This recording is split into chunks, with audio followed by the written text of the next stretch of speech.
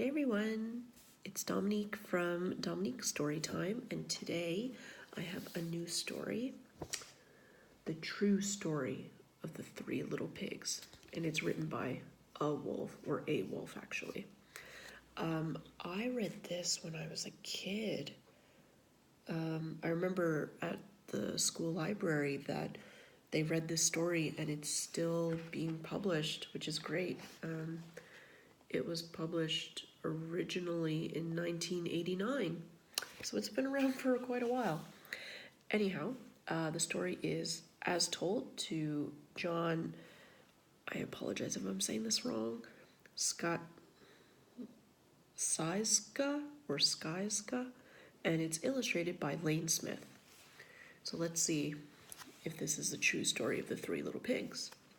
And for those of you that don't know, the original Three Little Pigs, it's a story of three brother pigs who all have to build their own homes when they grow up and move out from their mommy pig's house. And the first one builds one out of straw, the second out of sticks, and the third out of bricks. And every house gets blown over by the big bad wolf. And we'll see how this version goes, but let's see. All right. Everybody knows the story of the Three Little Pigs, or at least they think they do, but I'll let you in on a little secret. Nobody knows the real story because nobody has ever heard my side of the story. Well, let's see. Because as you all know, the big bad wolf had blown each of those houses I mentioned down, except for the one made of bricks. So let's see what happens on this side of the story. All right. I'm the wolf, Alexander T. Wolf. You can call me Al. I don't know how this whole big bad wolf thing got started, but it's all wrong. Maybe it's because of our diet. Hey, it's not my fault. Wolves eat cute little animals like bunnies and sheep and pigs. That's just the way we are. If cheeseburgers were cute, folks would probably think you were big and bad too.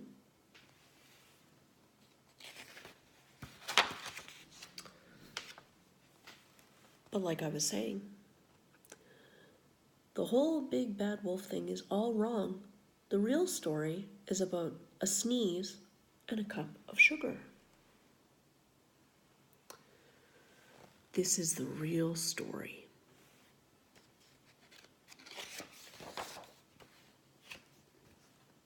I'm going to lift my camera here so we can see it better. All right. Way back in Once Upon a Time, I was making a birthday cake for my dear old granny. I had a terrible sneezing cold. I ran out of sugar.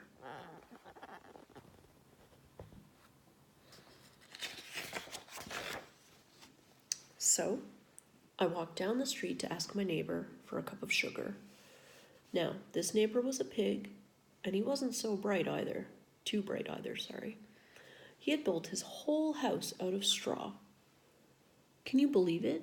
I mean, who in his right mind would build a house of straw?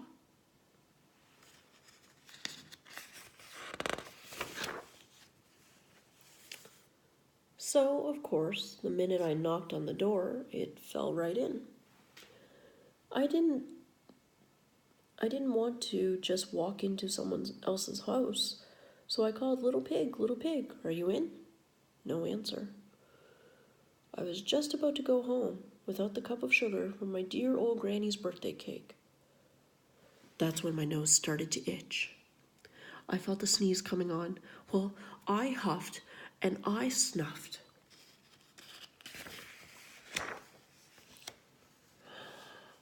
And I sneezed a great sneeze. Look at that. Quite the sneeze indeed. And you know what? That whole darn straw house fell down, and right in the middle of the pile of straw was the first little pig, dead as a doornail. He had been home the whole time.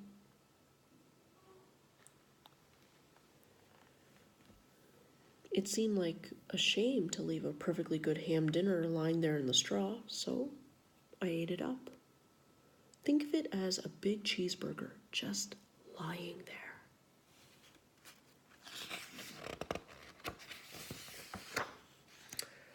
I was feeling a little better, but I still didn't have my cup of sugar. So I went to the next neighbor's house. This neighbor was the first little pig's brother. He was a little smarter, but not much. He had built his house of sticks. I rang the bell on the stick house. Nobody answered. I called, Mr. Pig, are you in? He yelled back, "Go away, Wolf. You can't come in. I'm shaving the hairs on my chinny chin chin."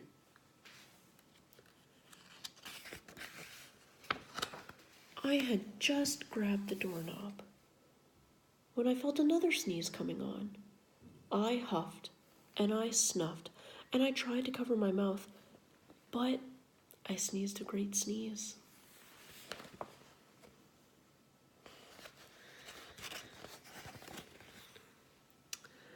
And you're not going to believe it, but this guy's house fell down just like his brother's.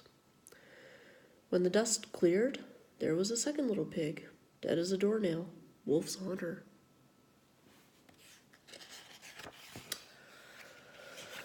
Oh boy. Now, you know food will spoil if you just leave it out in the open. So I did the only thing there was to do. I had dinner again. Think of it as a second helping. I was getting awfully full. But my cold was feeling a little better, and I still didn't have that cup of sugar from my dear old granny's birthday cake. So I went to the next house. This guy was the first and second little pig's brother. He must have been the brains of the family. He had built his house of bricks. I knocked on the brick house. No answer. I called, Mr. Pig, are you in? And do you know what that rude little porker answered? "Get out of here, Wolf. Don't bother me again." That's not very nice. Talk about impolite. He probably had a whole sack full of sugar, and he wouldn't give me even one little cup for my dear sweet old granny's birthday cake. What a pig. I was just about to go home and maybe make a nice birthday card instead of a cake when I felt my cold coming on. I huffed and I snuffed and I sneezed once again. Then the third little pig yelled, and your old granny can sit on a pin." Oh dear, there's the third pig. Let's see what happens.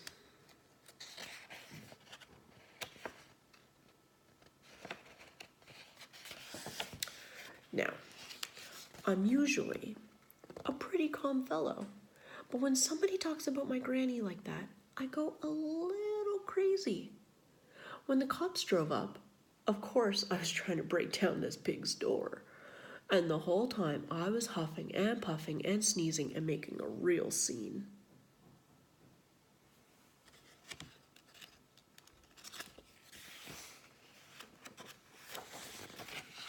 The rest, as they say, is history. The news reporters found out about the two pigs I had for dinner. They figured a sick guy going to borrow a cup of sugar didn't sound very exciting. So they jazzed up the story with all of that huff and puff and blow your house down, and they made me the big bad wolf. That's it, the real story.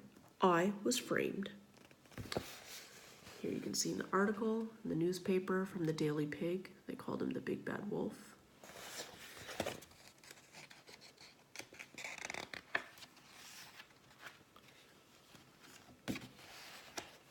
There he is in jail. But maybe you could loan me a cup of sugar. I thought this story was really nice because we don't always get to see the other person's perspective or the other person's side of the story. So I thought this was a really great way to show everybody the big bad wolf's side. And on the back of the book, it has all these clippings about from newspapers. I think they're just random, and then also in the middle, it's the scenes of the crime, A, B, and C, and it's the little pigs' houses. Thank you so much for watching. See you next time. Bye.